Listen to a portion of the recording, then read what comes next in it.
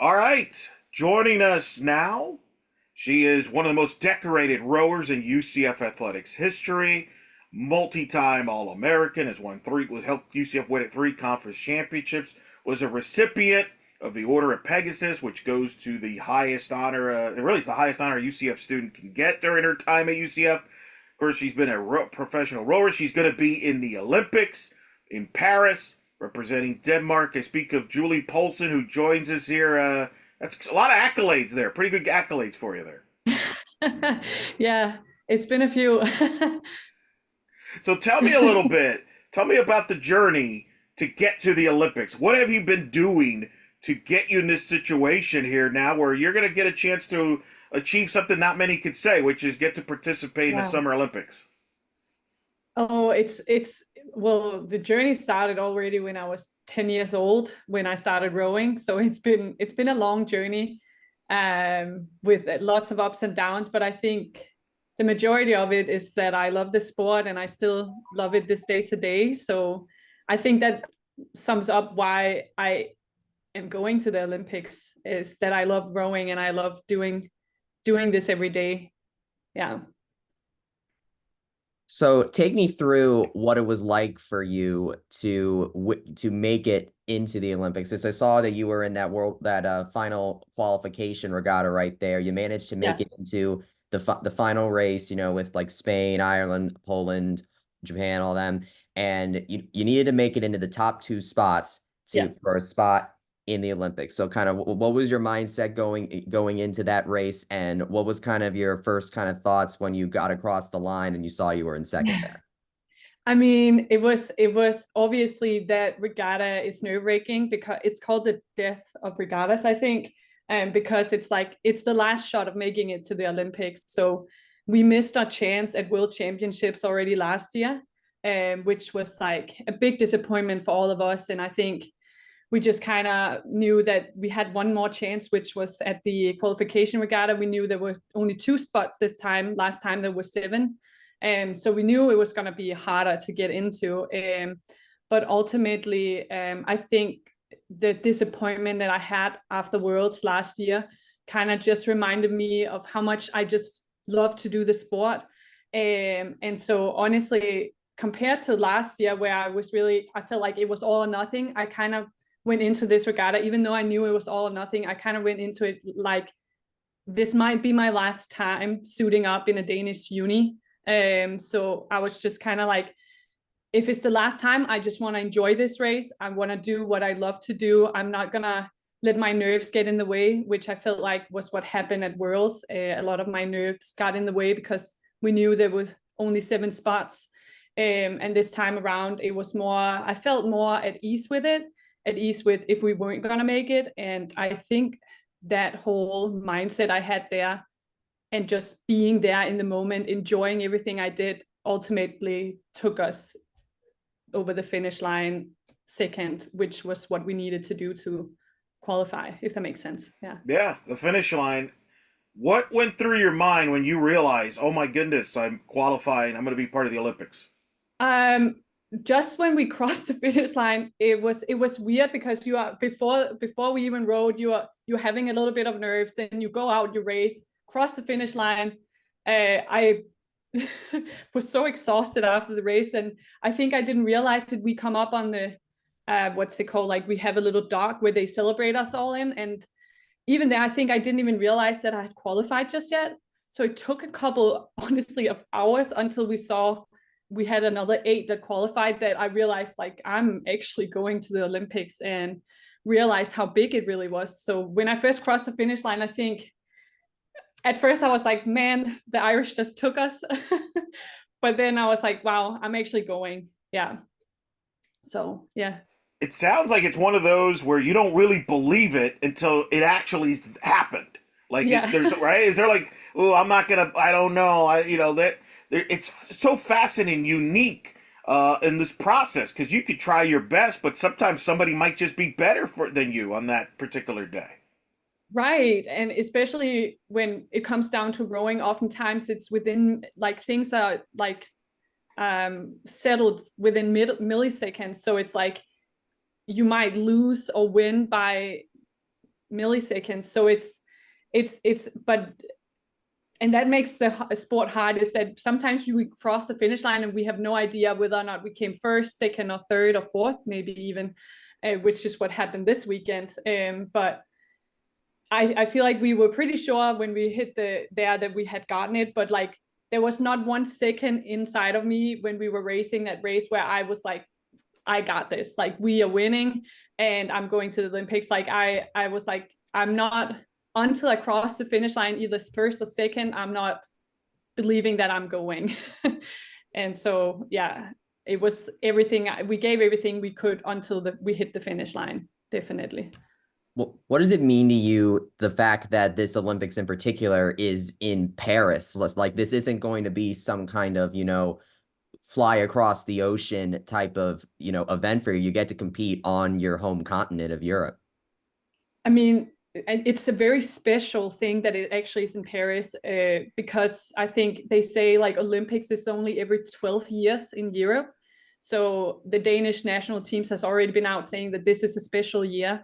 And it's especially special because now I even have friends from America coming, but it has made it possible for my friends and my family to all come. So I have a lot of people that not only am I going to experience probably one of the biggest things that I will ever experience in my life, but I get to share that experience with all my loved ones and friends. I just think makes it even more incredible. Like it seems too good to be true that I get to experience this and that they are going to be on the sideline with us. Yeah. So and that's going to be the interesting thing as you prepare for this, as we get closer to this.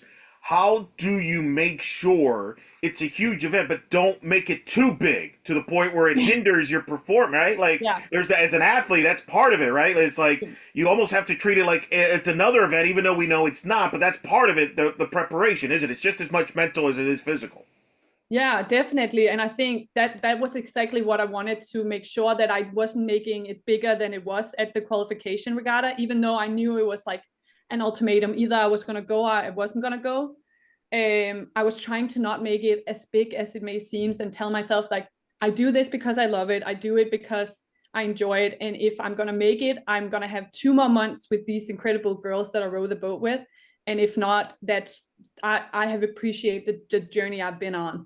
And I definitely think I'm going to bring that mindset into the Olympics as well. And just remember that this might be a one-time experience, and maybe more I'm going to experience. But for now, I know that I definitely get to experience it, and I want to take it all in and enjoy it as much, and not make it something bigger than it isn't. Even though there's going to be a lot of different things around us and different experiences, I'm just going to try and stay in the moment and enjoy it and focus on what I came there for, which is row.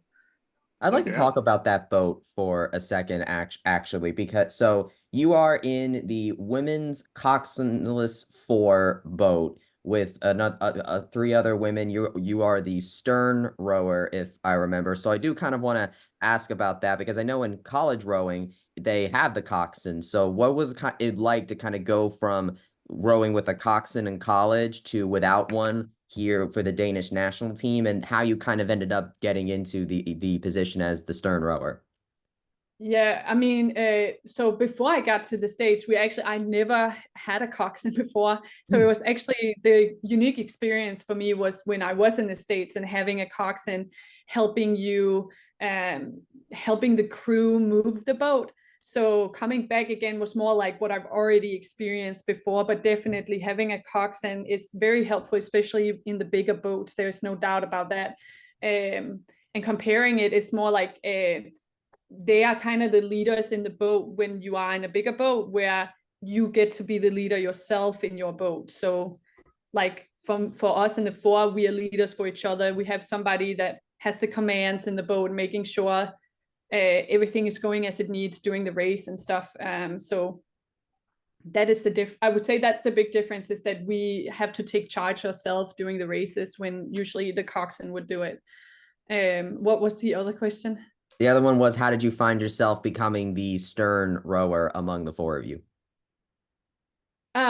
So it's been a lot of swapping around in the boat, and we have been trying out different things. And at the moment, I'm stroking the boat, and I don't know how. It was just kind of like we were trying out to find ways to gain more speed.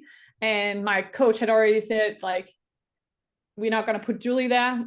He was already sure he wasn't going to do it. And then a few days later, he comes in and he's like, he was going to regret if he wasn't going to just try it for a few practices. And then if we didn't qualify, he said like he would have regretted it, not just trying it out. And we went out the first practice, it's always a bit rough when we hop around in the boat. And then he was like, okay, he's going to give it one more chance if it's not going to go well. And then we went out, and I think we beat one of our PRs in the boat. And so we were suddenly like, okay, within 2 days, we are already like proving a lot of speed. So I think it was just kind of like we were taking a chance here and seeing if it was going to go. And as far as it's gone now, I think it's gone really well with the way we are sitting now. We have two really strong girls in the middle of the boat, and a really experienced girl at the bow. So I think for now it really works well the way that we are sitting in the boat. Yeah. You talk about yeah.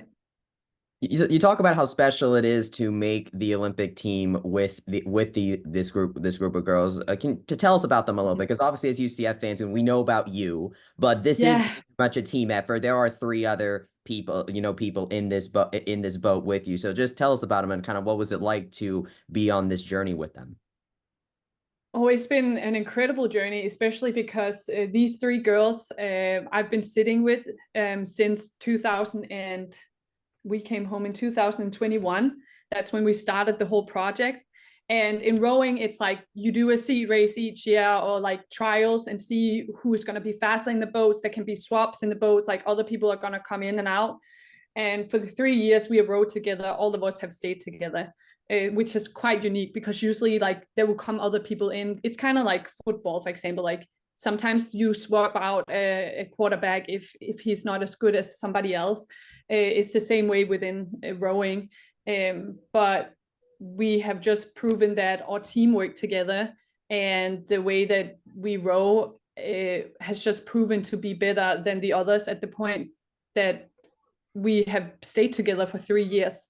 Which, as I said, is quite unique for a boat. Usually, yeah, as I said, you would have 1 or 2 swaps within those years. So it's been incredible sitting with them, because I feel like we are 4 different people. Like you could put a south, east, west, and north. Like that's just how different we are. But despite how different we are, we managed to find a way to look at each other's strength rather than the differences that we have. And in a way, I really feel like that builds up the great team that we have gotten, is because all of us bring something to the table, and we bring something different to the table, and have chosen to use that from each other. So yeah, they're a special group, especially because it's the group that I've sitted longest with ever. So yeah, special going into the Olympics with them. That's pretty sweet. That's a cool story. And Julie, now you're learning why Bryson's part of the interview. He's a rowing expert. He loves the ins and outs, Julie. So he's going to give you all the X's and O's questions there. I want to ask you about how all this started. I want to go back. You mentioned earlier about you've been dreaming about this since you were 10 years old. When did you first think about, hey, I want to be a rower, number 1, and then number 2, how you ended up going to UCF? So I actually have a funny story about that, because I started rowing when I was 10 years old. And at the time, like I come from a little small town in Denmark, and there's not a lot of people, especially not a lot of Olympians in my town. But in my rowing club, we had a girl, her name is Juliane. And at the time that I started, it was Olympics in Beijing, and she had just qualified her boat there. It was really big deal because she was the first Olympian ever in my rowing club. And we were doing some sort of like carnival in the city where my rowing club, we were suiting up. And I remember my rowing club had all given us a sign where they gave me the sign of Olympics 2024.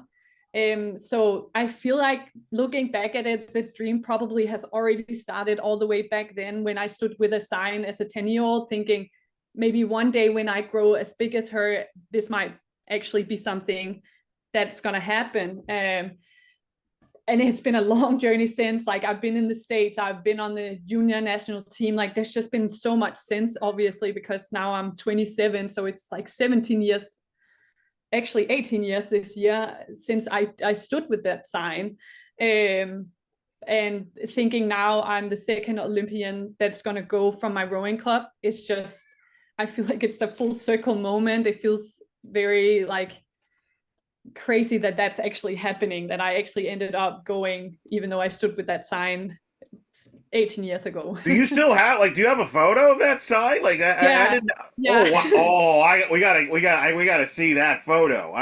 We gotta see Yeah, that photo somewhere. I actually got a photo of it. That's remarkable. Yeah. What? And we'll get back to the UCF, how you ended up there, but I did not know that part of it. What's been the reaction from the town and the club now since they know about the word about you being to the Olympics?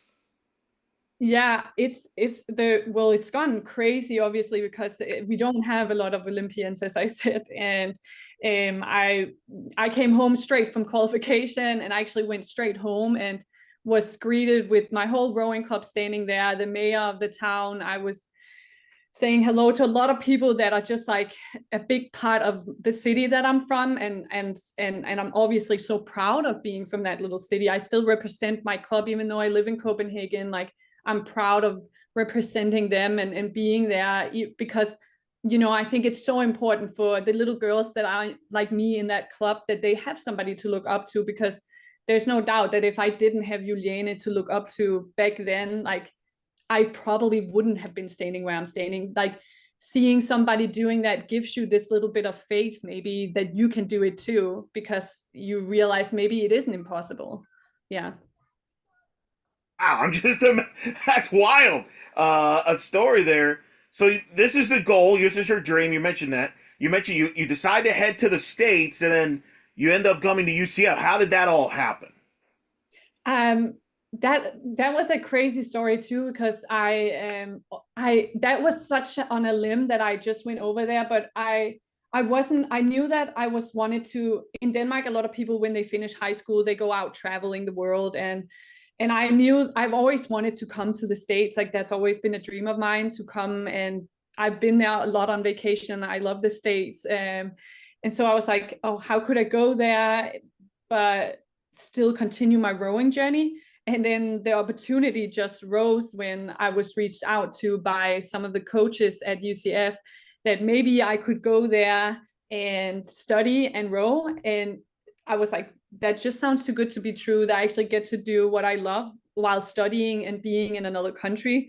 Because before that, I was like, I felt like I was going to give up rowing, but I still wanted to go out and explore and see the world and not just be in Denmark. So I think, like, that has just been amazing that I've had that journey, and I wouldn't be without that journey I've had in the States. I honestly also don't think I would be standing and going to the Olympics if I hadn't been in the States. Yeah, there is no doubt about that. And the lessons I have learned from there. Do you remember the first time you walked on campus at UCF? Yes, yeah, I actually do. It was weird because I landed on New Year's Eve. So it was dark when I came. New Year's Eve. Yeah, I landed on New Year's Eve, and it was crazy in a way. In a way, it was like I almost didn't believe that I was going as well as the Olympics, and I felt that way twice in my life. And I remember the first time I felt that feeling, the same way I felt when I didn't believe that I was going to the Olympics, was when I actually was going to the United States. And I think, again, when it happened, like just when I hit UCF ground, I don't think I believed in it until like a few days later, probably. So it's more like sometimes it just seems so unreal, things that are happening, and I don't realize it until later that actually happened in my life. Yeah. You did very well. You took advantage of your time there at UCF, accomplished a lot. You were a two-time All-American, three-time All-American Conference performer, and that was during the time where UCF dominated the American in rowing and got to the NCAA championships. How would you describe your time there at UCF and how that has helped you get to your goal and your dream of getting to the Olympics here years later? There's no doubt that like training in the States is way different than here in Denmark. And I think what I've learned from being on that big of a team, because in Denmark we aren't that many on a team. Like I was on a team suddenly with 60 girls. I learned to enjoy others' success.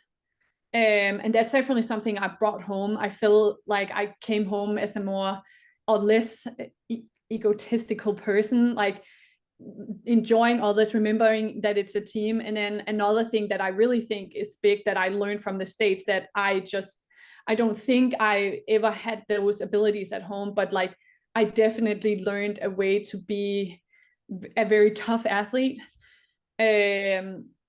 Not that I wasn't tough before, but there's definitely some things that is just so different. I think sometimes you get more around with things here in Denmark, or you kind of have to work hard yourself in order to get it. And I think over in the States, like there's just sometimes it's like your coaches just don't usually always have mercy for you or pat you on the back if you feel like you are doing poorly. But I feel like that toughness that I learned over there is definitely something I brought home. Like I feel like anyone can throw any challenge at me, and I almost feel like sometimes it's like it's not worse than sometimes the challenges I was thrown over in the States.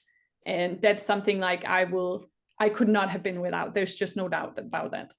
But definitely worked out. You were a four-time All AAC first team performer. How did you adjust to life in the States and life as a college student in the States? UCF, that has to be just as big of an adjustment as just performing. For example, at UCF, obviously there's a very popular American football, which is not as popular in Denmark. I don't think that we're going on a limb there. So there's a lot of differences there. So how were you able to adapt to that? I feel like I had a lot of good teammates and coaches as well that were like helping me adjust into things and like learn slowly. Even like I think one of the biggest things that I was afraid of coming to the state that I couldn't speak English properly. I was so scared about that. I was like, I don't know how I'm gonna do it because like my English is so bad. And when I look back at it, I'm like, that should have been the least of my concerns because the culture difference is so big. So it was slowly learning about the culture differences and learning how do I actually live in an environment that is culturally different than some like my own from home. And I definitely think the mix of having really good teammates that were understanding, but also teaching me things about, oh, this is how things are done in the States, or this is how you show love in the States compared to Denmark.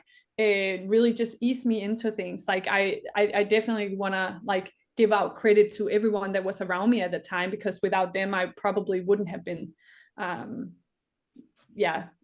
I feel like wouldn't have developed into like the athlete I was over there. So I feel like it wasn't easy, but it was definitely something that was easy because I got help with it, if that makes sense.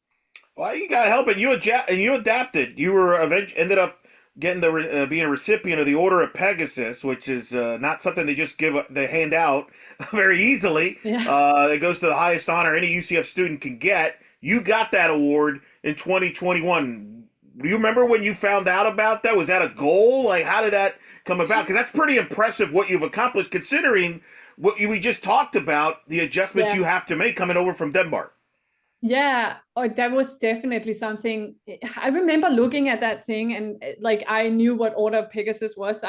We saw it all the time in where we had study halls. So they were like these pictures of these amazing athletes that have won these like amazing honor. And I remember thinking, wow, that's crazy. That is never gonna be me, but amazing for those people that ever achieve it. And so I think I just never even thought about that I was gonna get nominated to even try and have an interview about it. But when I had it, you go into the interview and talk with them and yeah, I wouldn't even be able to tell how how I ended up like receiving that honor, but that is definitely something I'm so proud of this day to day as well. Again, something probably I felt was unbelievable at the moment. But yeah, I think the most important lesson I've learned from it is like, and something that I've learned from the Olympics too is like, what I put my mind to is something I can achieve. It's like, and the thing is like, I don't even see it as like, I don't see myself as a special person. Like I don't see myself as like a person that like is special or like has special talents, and that's why I get these things or these good things happen in my life, because like I'm special. I really believe like the hard work and the persistency, and that's what my coaches, like my rowing club coaches from home, said too. It's just that I've been persistent and believed in it all the way, and I think that's ultimately has what gotten me to all these amazing things that have happened in my career.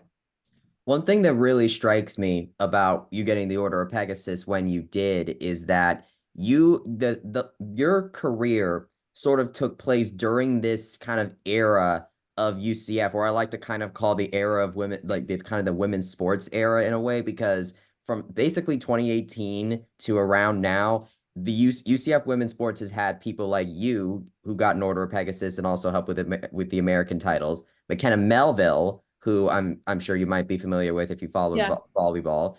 You have the softball team with Jada Cody and Shannon Doherty, who both won the Order of Pegasus recently. Renaya Jones, who's going to be in the U.S. Olympic trials, and she got the order of Pegasus. When you look at kind of the athletes, like because I know you talk about seeing the athletes now that were on, some of them you were on campus with, get Order of Pegasus. What does it kind of mean to you to kind of see all of these other kind of female UCF athletes get the Order of Pegasus and see the accomplishments that they have, and what your place is kind of like among that kind of that pantheon during this period? Yeah, I definitely think it's amazing to see that other women athletes are getting that, what's it called? Order of Pegasus. Yeah, Order of Pegasus in accomplishing big things. Especially because, and especially in the world of sports, it's a very male dominated area, and that's something that is in rowing now, even back home. So it's just, I am proud of being part of that legacy. I'm proud that to hear other athletes like me, before me and after me, that are getting to experience it, and there's no doubt in my head that like receiving an honor like Order of the Pegasus is something that helps you believe in bigger things even afterwards, that maybe the Olympics is something that can happen too. So there's no doubt in my mind that girls like this receiving it may put in some dreams for future dreams, that they can make that happen too. So yeah, I honestly, that it just makes me so happy to hear that that's something that has continued even after I've left. Speaking of making the Olympics happen, you, I believe, you're the first UCF rower to make it to the Olympics, and this is after, you're only the third rower to ever make All-American, joining Chelsea Lawson and Christina Sarf, who Christina Sarf had got the honor recently of being the first UCF rower inducted into the UCF Hall of Fame, but even she did not end up making it to the Olympics. You're the first UCF alum to ever do that. What does that mean to you? We actually have one more girl. Her name is Vika, that is also going to the Olympics, a rower. So I don't want to take the whole. I took it because we're both going actually to Paris 2024. But and she was actually a senior I think sophomore year, and obviously getting to share that experience with her is big. But the fact that we are the first ones making it there is, I think, is incredible. It really put in to perspective the way that the program has progressed and continues to progress. I remember Vika, when she told me they were there, they hadn't won one single conference yet. Or yeah, they had, but like it was the first time that they had three-peated or something. And just like being a part of like that growth that happened while we were there, and now continuing it on till after the after we finish college is just amazing, because that's something that I hope continues. So I think it's a big, what's it called? Like, it's a big experience to get to be the first ones with Vika to do this. And especially because I hope to put in a hope for the girls that are after me, if they can make it to the Olympics afterwards, if they want to continue their rowing career. Sure. I just think it's important to have girls like us that can show something for them like that. What What country is she representing? Yeah. She's representing Lithuania. Yeah. In the singles scull. Oh, all right. Awesome. She qualified, but I don't think it's just been announced now that she's actually the one that's going. So she has qualified the boat. That's the difference between. So she has qualified the boat. I think she has been selected now. I'm pretty sure that she is going. But I with the qualification regatta, I qualified that seat, if that makes sense.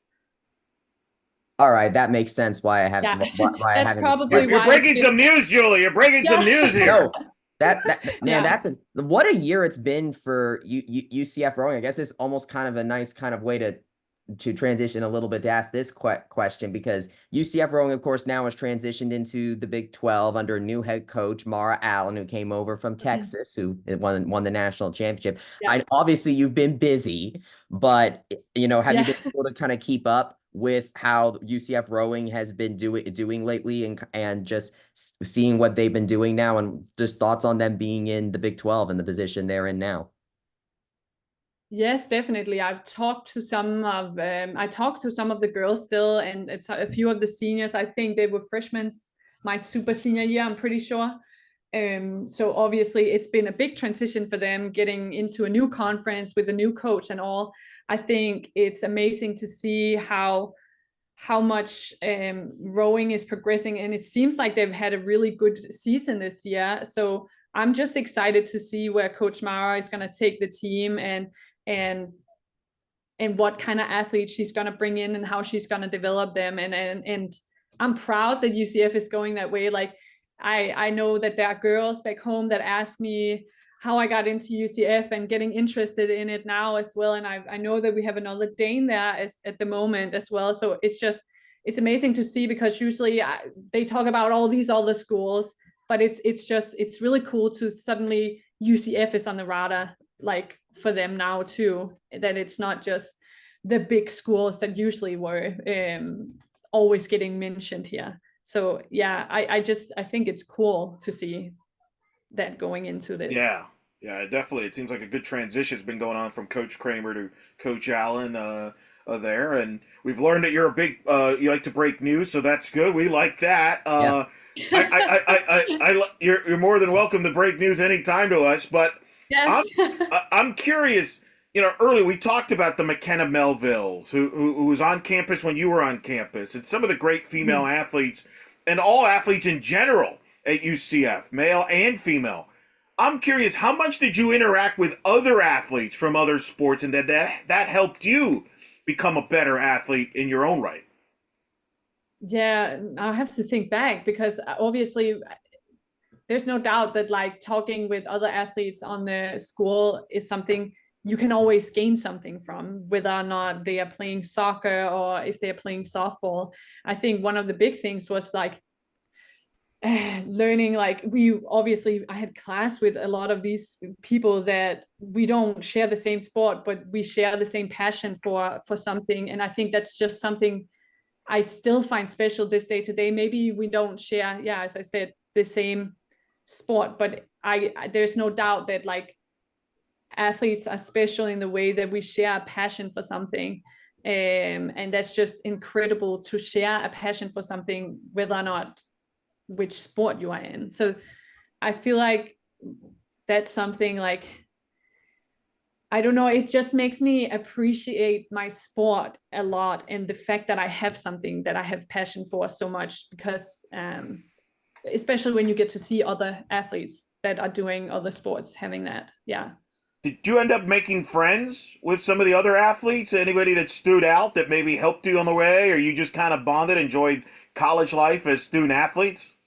No, that's definitely, like, going back at, like, obviously we were very close knitted as a rowing group, but there's no doubt that like some of the friends that we met through football, or I think even like some of the girls that I met through tennis, like we had a few girls that even some of them were from Sweden, which is a very close to my home.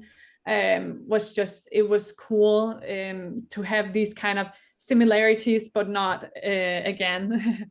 And yeah, it's amazing. It's a big network. UCF is a big Yeah. school, and yeah. Well, I'm so fascinated by that. That's so fascinating to me. Like, because I'm curious too. Like, I'm sure you were invited as student athletes to go to football games, and you're probably thinking, like, what? What is this? Like, was that weird for you? If you went, I don't know if you ended up going to a football game because you were obviously busy with rowing. It takes a lot, but you probably went to some of the other sporting events. But were you like kind of trying to figure out what is this American football about? What was it like seeing other athletes participate in other sports? Oh, it was so cool. Like, there's no doubt, like in my head, like I was to a lot of football games, and I've been to a lot of other games. Like I was to tennis, I went a few times, and I've gone to see some softball games. I've watched basketball. I think it's so amazing. As I said before with the passion thing, it's just so amazing to see other athletes enjoy their sports as much as I enjoy mine. See people that work hard for it every day. Some of them sharing trainers with, and just like hearing how maybe different injuries, like these athletes get these type of injuries, but we get these type, but like we still are under the same kind of umbrella, and being there supporting each other. It's just the sporting experience that you get in the States and that I had at UCF, there's just no doubt. And it just will never come near anything that I've experienced yet, even in Denmark, especially because in Denmark, it's just me and the rowing team. I don't really share the experiences yet, which is something, for example, I'm looking very much forward to the Olympics, is actually being there again with a bunch of other athletes that are not just doing rowing. And that's something I think was very special from the States, and seeing other sports as well, and being there rooting for each other, like the way we were at UCF. Like I rooted for the football team, we rooted for the basketball team, and now this time around I get to root for Denmark in Paris. So yeah, that's just very exciting, and I'm excited for that. Yeah. And I imagine one Lithuanian rower too. Yeah, I'm a Lithuanian. Yeah. So what was it like because you graduated in 2021, so now you're back in Denmark, and so what's it like now, kind of with your college career behind you, kind of making that, because now the Olympics maybe seems much more of a tangible thing at this point. So what has been these last kind of 3 years like now for you, as you know, now that you're out of college, like, all right, time to like go get that Olympic bid?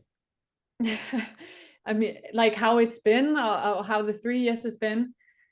It's been different because obviously in I was very focused on school. I've been doing a bit of schooling after coming home. I'm doing my master's a little bit, but it's just at the moment I'm just so focused on rowing. It's like that it's been a big transition, not like having school every morning and waking up and then doing practice and then going back to school. It's just been very focused and very what's it called, like focused on rowing and not so much on all this other stuff, if that's what you're thinking about.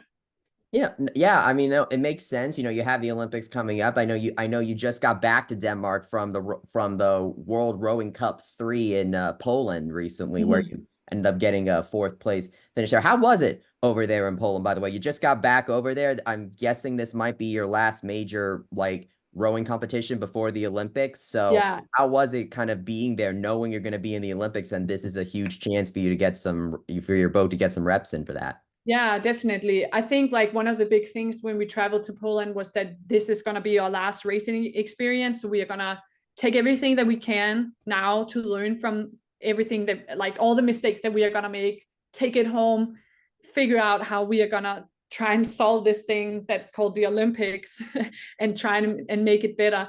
There's no doubt in our head that missing out on a medal by like in not anything almost was very disappointing. But there's no doubt in my head either that the experience that we had in Poland also have made me believe that it's not impossible for us to be as fast as the world's best rowers. I think that's something, is a confidence that we gained there, was suddenly realizing we are actually we are rowing next to girls that have won gold Olympic medals and that have world records as well. And being within 1 to 4 seconds of these amazing women has just made us believe even more that it is possible for us to actually like match up with them if we really put out our best. So even though we have been a little bit disappointed with the results that we had down there, there's no doubt in my head that it's also made me believe in it a lot more. And that belief and just like, the belief that I feel like I've gained from World Cup 3 now is something I definitely want to bring into training going into the next few weeks here, and also for the Olympics. So when you say World Cup 3, because I want to be able to clear this out for people that kind of are not familiar with the rowing world. So how does kind of these rowing competitions work year in and year out for you? Like, what is the life of a professional rower like, as opposed to like, you know, obviously following, say, professional basketball, because you have all these like golfers, you know, all these seasons. So what's a general year in like professional rowing like for you?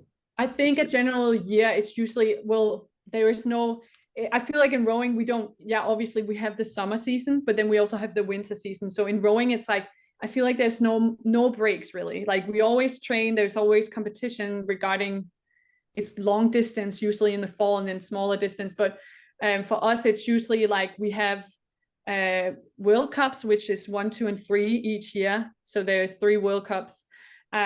Usually we have Europeans as well. And then we have World Championships. And then World Cups is more like we go there, we can test out all these teams, like a bunch of, it can be New Zealand from Australia to United States. They will show up at the World Cup, and we can see the speed.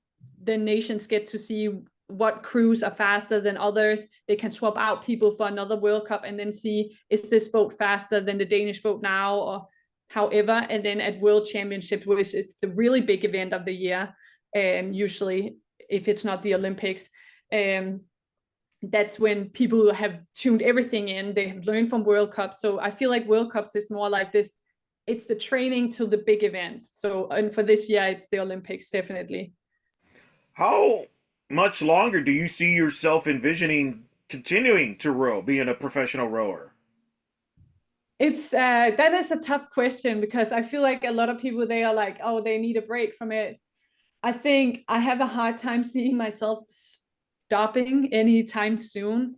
I think for as long as I like to do this sport, and as long as I like being an athlete, I will continue. Luckily for rowing, a lot of people can continue until the late 30s, for even 40s. So I'm very grateful to be in a sport where peak usually happens later on. And so it's hard for me to tell. Maybe I want to do 1 more Olympic, maybe 2 more, and maybe just 1 year. It's hard for me to say this and this many years, but there's no doubt that I don't think I'm done yet after this Olympic. That's good. Keep going. Yeah. Hey, 2028's in Los Angeles. Bryson and I can get some credentials there. Why give us justification to get a credential to see you there? For those that may not be aware, do you feel you make a good living as a rower? Do you have a side job? How do you mentioned you're doing master's school right currently, but your focus is clearly rowing in the Olympics. But after that, do you just you're able to focus on just rowing, or do you get other jobs as well to make a living there in Denmark?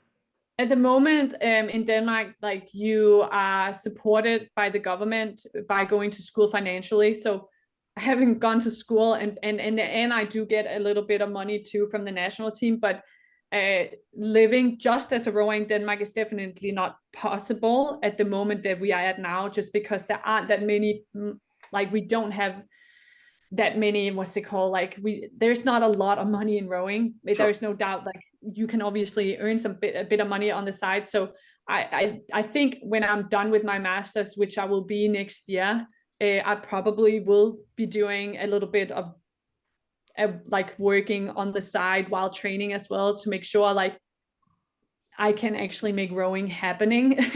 Because yeah, there's no doubt that money is needed for I like bet. for being an athlete. So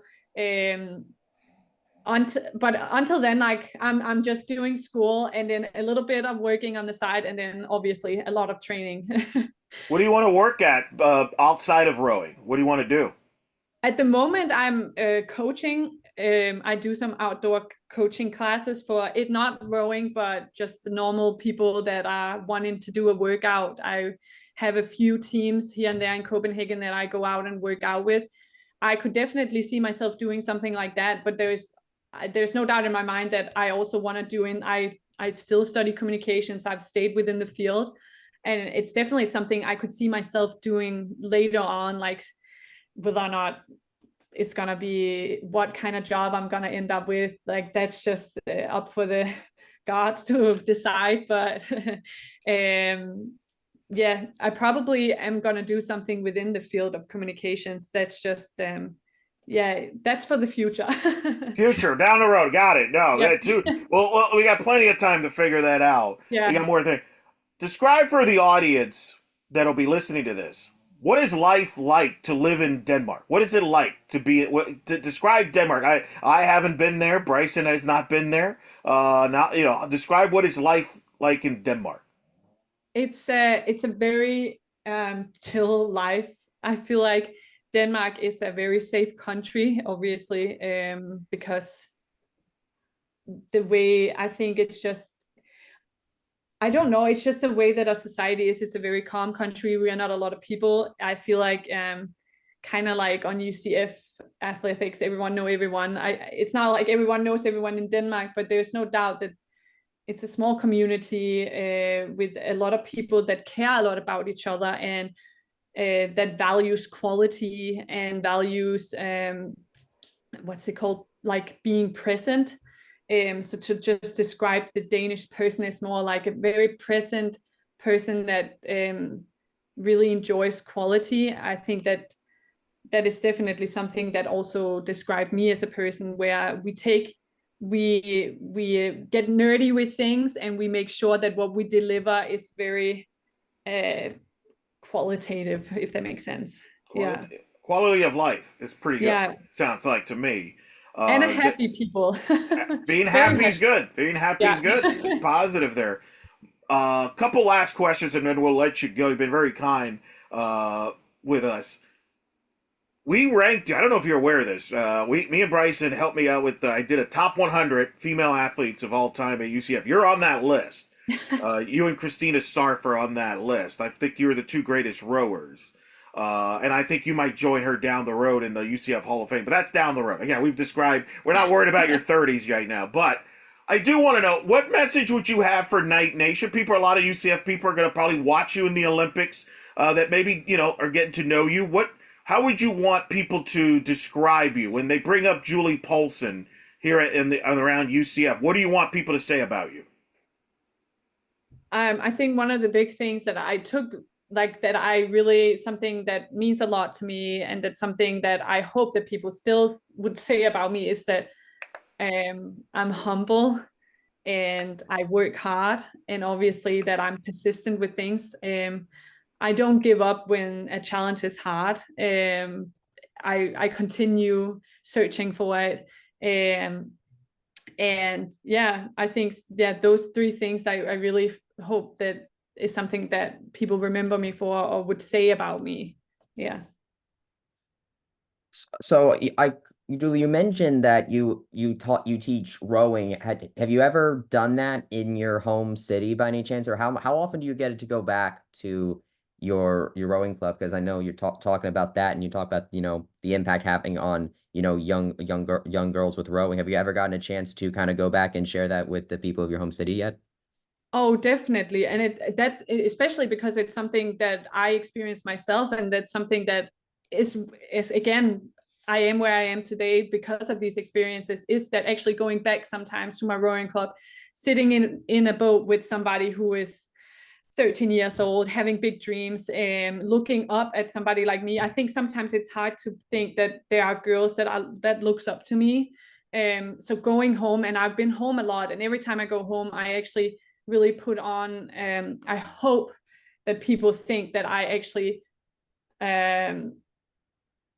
put in an effort in my rowing club, and that I actually am there to support them. I go and I'm remembered as somebody that will go out with them in a boat and sit with them, even though we are years apart or even just like levels apart in rowing, that it's something like I'm not too good for anything or too good for anyone. I think making it tangible for girls that are younger than me is important, and also for not just girls, but also for boys that are younger than me. Because I know how big it was for me to look up to these people that did it to me when I was younger. Yeah, no doubt. You mentioned before about how when you were young and the first rower from your club went to the Olympics, that you had that sign that said Olympic that said Olympics 2024. I don't know if you guys are planning to do that again or not, but what is it like now for you? Because if you do that again, you will now be in that position of that one woman before you. And so what would it be like for you to see another little girl, maybe with another sign that says Olympics 2040 or 2044, or all the girls that would have signs like that? How much does it mean to you to be in that position now all these years later? It's crazy to be in that position so many years later, especially just because I look at that girl and think, just how ignorant she is, but she just jumps into it. And that's something my teammates to this day would still say I am probably a bit ignorant, more like, oh, I've never done that before, I can do it. Like, it's just my mindset of everything. And I think that is something I hope other girls are gonna do too, is like not be timid of a challenge, not be timid of making mistakes, and not be timid of, because I've lost a lot of races. I have faced a lot of challenges. There's been a lot of like down things down the road, and things that just are not something that, is always fun, because it's hard and it's tough, and it's not always fun to get beaten, but being ignorant in a way that I feel like I've been a bit, has just have done something to me, that I'm not timid of the things. Like, I've just done it because it's just like I haven't been afraid of the failure, if that makes sense. And looking back at that girl, I hope there are more girls that like me that are just in a way just a bit ignorant, and just being like, I haven't done that before, I probably can do it. I just hope that that's something I continue to see, if that makes sense. Because it's been a long journey, and it's been a hard way, and it's definitely not just something you do. But I think if that's the mindset you go in with a challenge of, like, it's not you just do it like that, then sometimes it gets people started and then they continue, if that makes sense. Yeah, I don't know if that makes sense, but I think you're inspiring. You're inspiring for the future. It's inspirational. It's pretty cool, and I think I speak for a lot of UCF alums that we're excited for you. We're really thrilled for you, and we're looking forward to seeing you over there in Paris. We don't know what time it'll be here in the States, but me and Bryson don't sleep, so we'll probably watch you live whatever hours you're on. But hey, congratulations on all your success. This is amazing. Thank you for taking the time to talk to us. And like I said, good luck. Enjoy it. Embrace the Paris Olympics. Not many get to say that. That's a once-in-a-lifetime moment, so well-deserved. And thanks for talking to us about your story and your path to the Olympics and your career at UCF. Thank you. Thank you so much for having me. It's been I'm just flattered that I even get to speak with you guys. So thank you so much. It's been fun. And I think we speak for all of us when we, or for all of Knight Nation, when we say best of luck in Paris this July and early August, when the rowing competition will take place. Thank you. Thank you so much.